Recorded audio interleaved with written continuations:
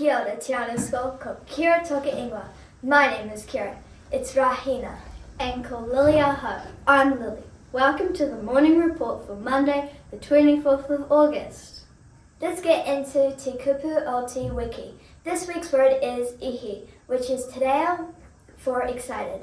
As in ihi-up for Polyfest Thursday, that's ihi meaning excited.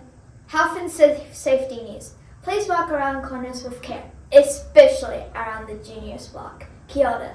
Okay, lunchtime activities. Today, straight after eating, years 0 to 4, you have arts and crafts in room 9.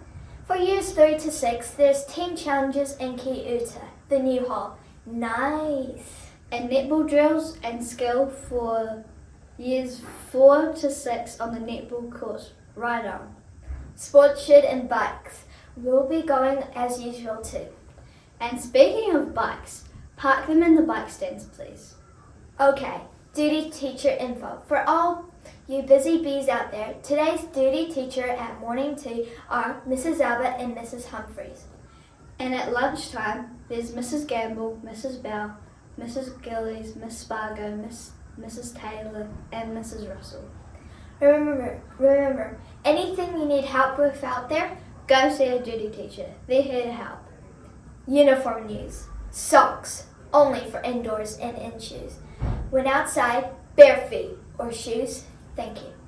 Lost property. Polar fleeces for Kinsey, Zaria Lewis, Peyton Burgess, Stewart, Brand, and Brewer.